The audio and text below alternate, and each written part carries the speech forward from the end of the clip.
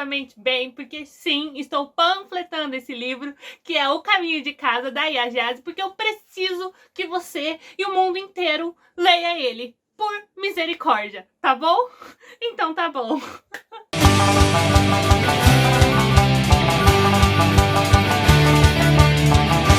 Hey, gente! Bom dia, boa tarde, boa noite.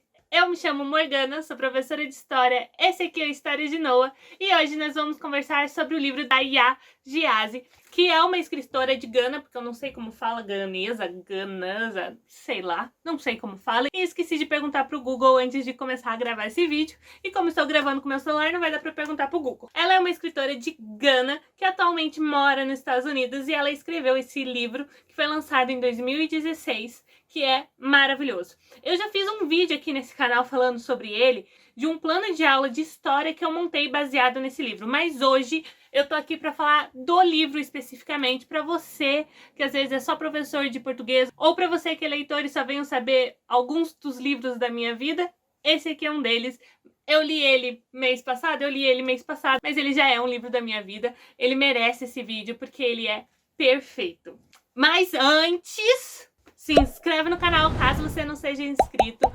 Deixe o seu joinha, porque ajuda bastante o YouTube a indicar esse vídeo para outras pessoas, mas você também pode fazer isso através das suas redes sociais, através do seu WhatsApp e também nos segue nas nossas redes sociais. A gente tem vários conteúdos exclusivos para o Instagram que vão estar aqui embaixo, tá bom? Então, vamos lá! Sobre o que é o livro, então. O livro é um romance que vai acompanhar a linhagem de uma família através de duas meias-irmãs, por 7 gerações, que vão ser a Éfia e a Essai. A Éfia, então, ela é uma mulher fante do século XVIII, o livro vai começar ali por mais ou menos 1760. Ela é uma mulher fante que vai se casar com o James, que é o governador do Cape Coast Castle, que é um castelo escravagista na costa de Gana, que tá lá até hoje. Eu vou deixar as fotos aqui pra vocês. Vai contar, então, a história dessa menina que foi criada na tribo Fante e que foi dada em casamento, então, pra ser a segunda esposa. Por que segunda esposa, gente? Porque ele já era casado na Inglaterra, tá bom? Porque esses escravagistas vinham pra África e moravam lá, então eles constituíam uma segunda família lá com as mulheres das tribos africanas, e eles mantinham a família deles na Inglaterra sem saber de nada. E essas mulheres, então, viviam nesse castelo com seus maridos e os outros homens britânicos que faziam parte desse comércio escravagista.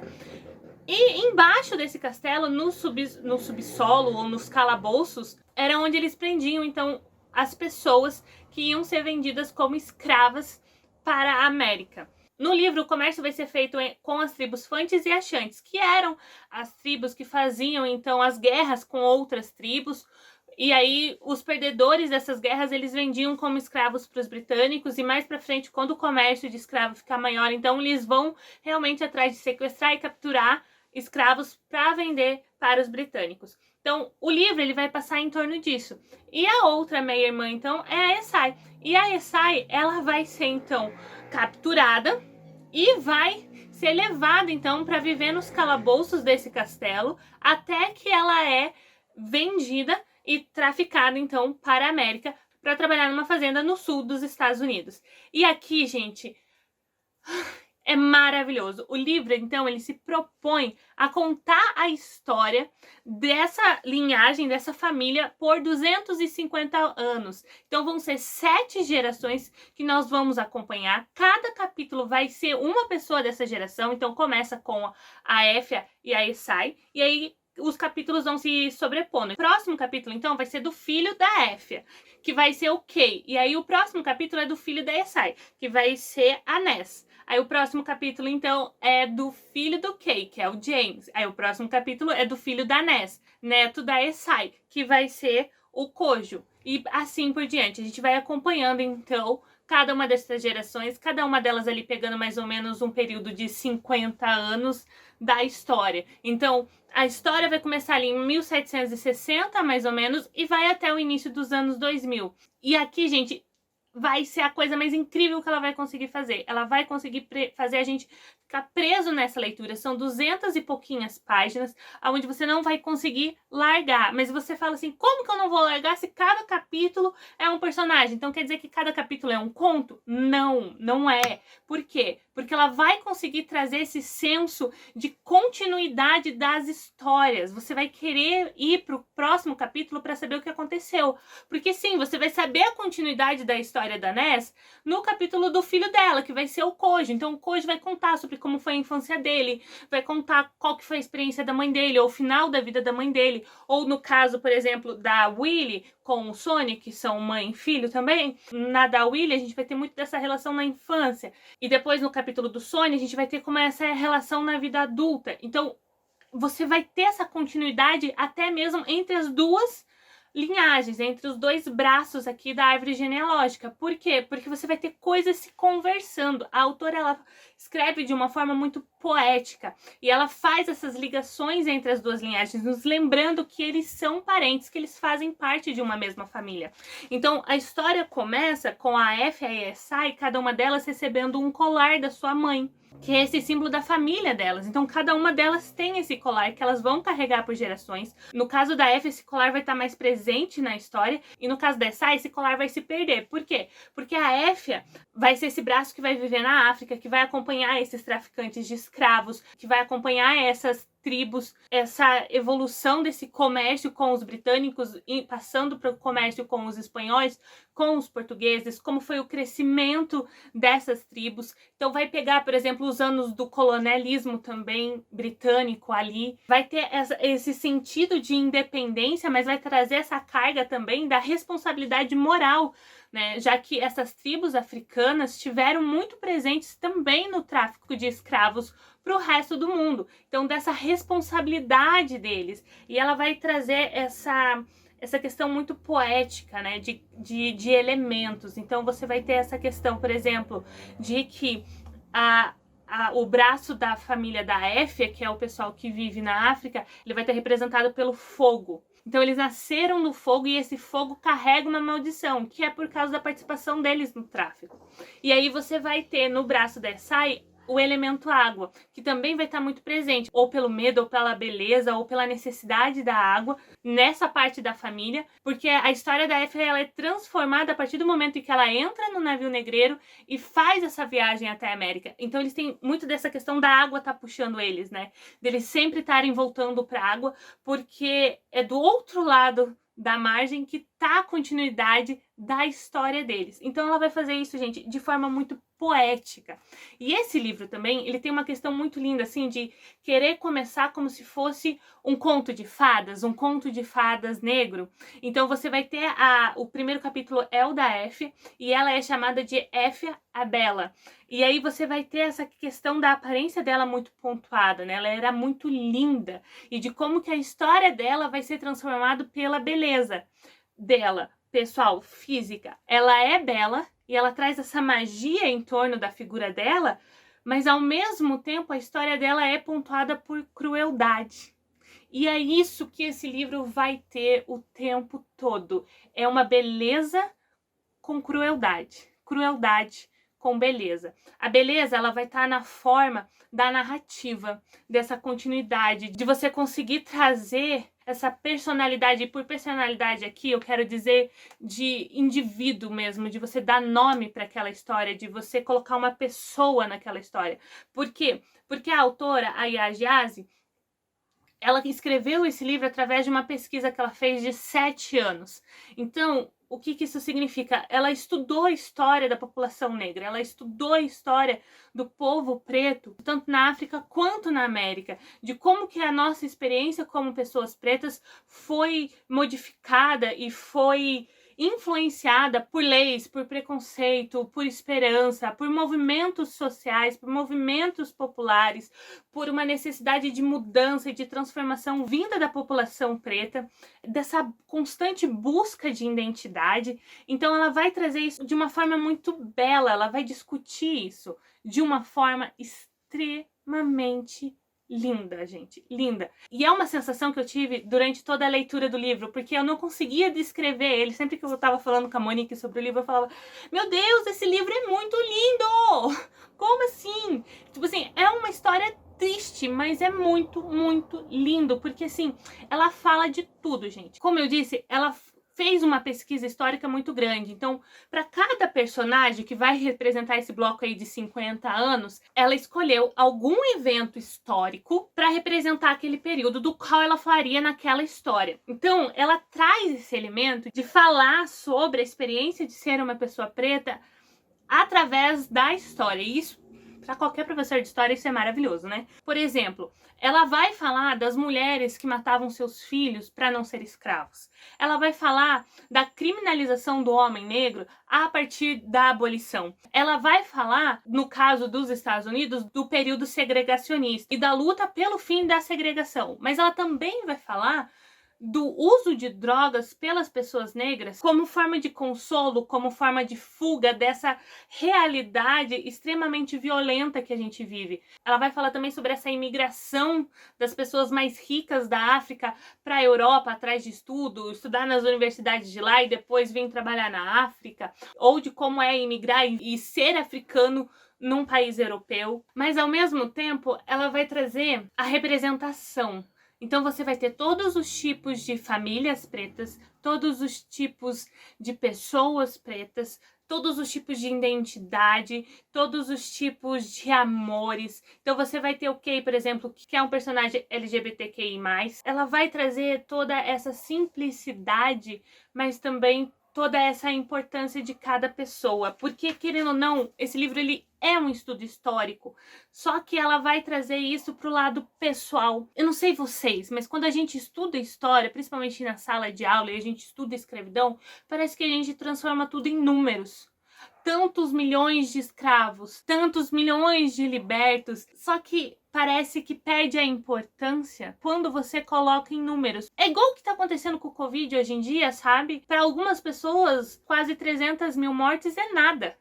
Mas quando uma dessas 300 mil mortes faz parte da sua família, aí é tudo, porque você conheceu a história dessa pessoa, você viu o brilho nos olhos dessa pessoa, você conheceu as esperanças, os sonhos, os desejos e as lutas dessa pessoa. E é isso que ela faz nesse livro. Ela traz toda essa bagagem histórica de forma pessoal, dando significado. E isso é mágico, porque a escravidão, o racismo, ele se torna íntimo. Você ter sonhos para um futuro e aí tudo acabar porque você foi preso e foi mandado para um trabalho semi-escravo, já que a escravidão foi abolida, mas você não tem o que fazer porque você não teve julgamento, você não teve advogado. E tudo isso aconteceu aqui no Brasil também, né? Se nós pegarmos como exemplo a revolta da Chibata, que aconteceu lá em 1910, 22 anos pós a abolição, os marinheiros fazem uma revolta porque eles ainda sofrem castigos físicos, 250 chibatadas, porque eles não cumpriram o prazo que um oficial deu para eles. E a maior parte desses envolvidos nessa revolta, eles vão ser o quê? Presos sem julgamentos e enviados para trabalhos forçados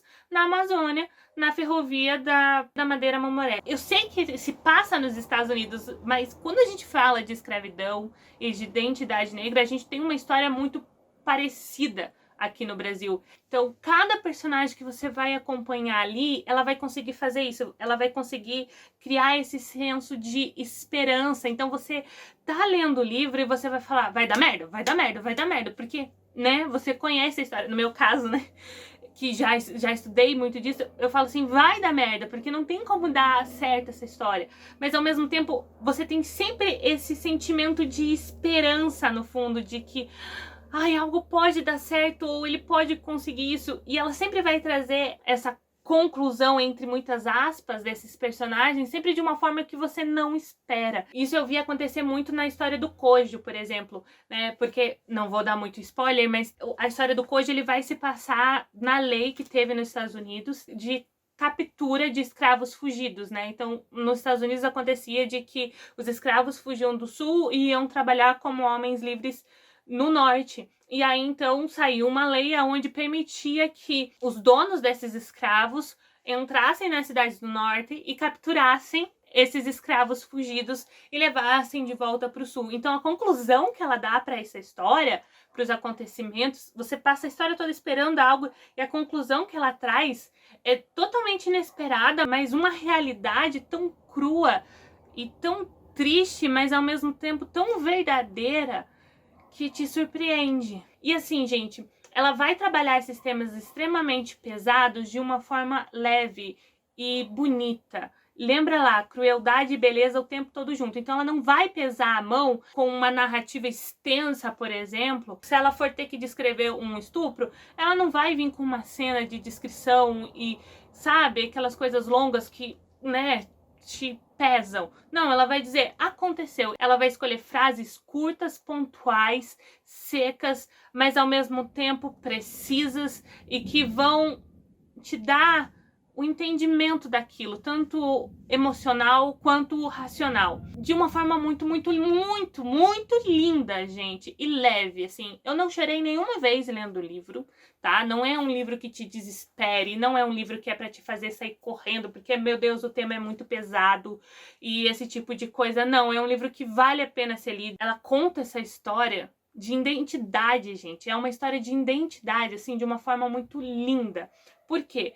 O nome do livro é O Caminho de Casa, ou em inglês é Homegoing, porque ela quer construir essa filosofia que casa, no caso lar, dá pra gente traduzir mais aqui pro português, lar não é um lugar físico, mas é onde a sua família está, aonde os seus amores, as pessoas que você ama estão. É essa coisa que você escolhe para você ao longo da sua jornada, mas também é essa coisa que você traz com você.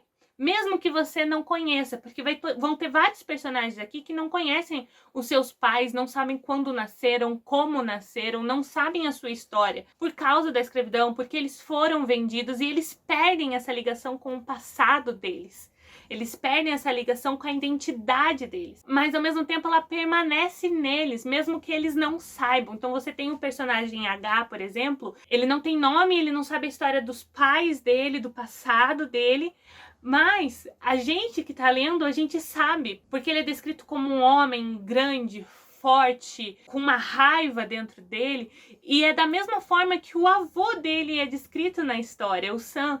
Só que ele não sabe, mas a gente sabe. Então a gente sabe que ele carrega essa identidade nele, mesmo sem saber. E é essa força que esse livro vai trazer, dessa identidade através das gerações, né? De como você carrega essa história e muita coisa que está em você vem junto pela história da sua família, pela vivência deles. Mas ao mesmo tempo você tem essa chance de construir a sua própria história, construir a sua própria família.